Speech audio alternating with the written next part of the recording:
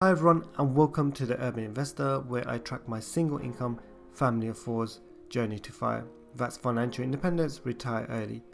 In this video, I'll review my April net worth, breaking down all my assets and liabilities, the month-for-month change, as well as how I'm tracking against my FIRE number and 2021 goals.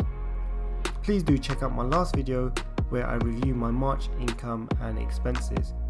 So last month my net worth dropped by 10k in value, but this month I bounced back with a massive 11% gain month on month. So what drove the April performance, and what is the 11% in absolute terms? Before we answer those questions, let's recap how to calculate our net worth figure. So net worth is calculated as your assets minus your liabilities. It's simply what you own minus what you owe. Here are some examples of assets such as cash, property and gold.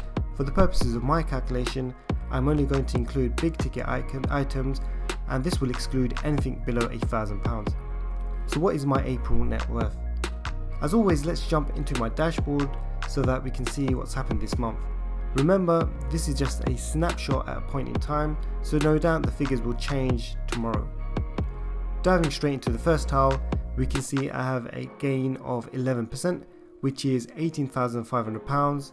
So you can see the majority of the year-to-date gain is from April alone. Now 4 months into the year, if I bring up my objectives that I set at the start of the year, we can see my net worth target of 250k is now back on track, probably only just. I need to gain another 63k till now and December, which averages out to almost 8k a month. So I definitely need another month or two of double-digit growth to ease the rate. Clearing my consumer debt and replacing my car leases are on track, and I will talk about these in a bit more detail later.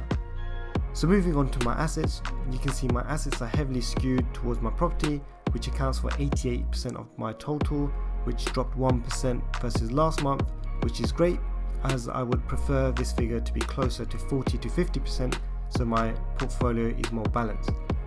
After last month's drop of 14k, I saw a 7k recovery in my property value. After last month's sideways movement in the S&P 500, it's continued to climb to record levels, driving up my fund. I'm not sure how long this will last, but I'm riding the wave while it lasts anyway.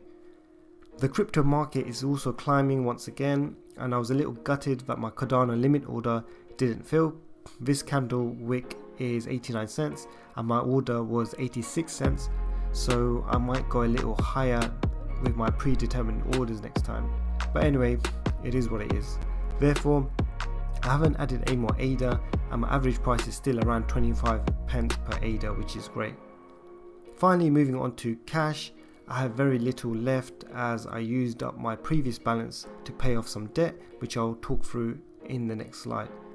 Therefore, in summary, my assets stand at 537k, which is almost a gain of 10k month on month. So moving on to liabilities, I've shown my long-term debts in the bars, currently just my mortgage, and the scale for this is to the left. Again, I am pleased to continue to chip away at the balance and happy that I have a small overpayment that goes out at the start of every month to accelerate the reduction. The various lines of the graph are all my short-term debts, and the scale for this is to the right. The big change this month is my personal loan, which is a dark grey line, where you can see I have finally paid off the last 8.5k, which I'm very happy about. The consequence of this meant I had to delve into my credit card, so this has upticked slightly, but with the loan out the way, I will target the card next, and I plan to hopefully finish this or clear the balance in the next 4 months.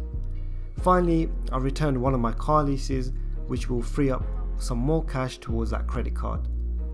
This all means my long-term debts stand at 343k and my short debt falling to just over 7k's, so around about 350k mark.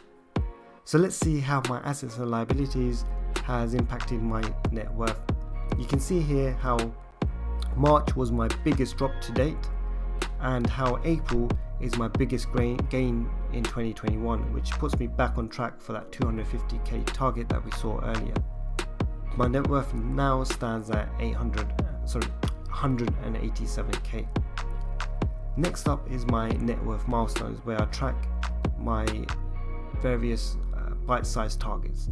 It's nice to break up my FIRE figure of 1.5 million into those small chunks, as it makes that target less daunting and helps me stay focused.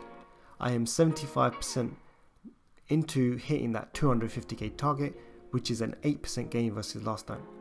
Finally, and most importantly, I have my progress to FIRE. Currently I am 12% into the target, which is a 1% gain versus last month.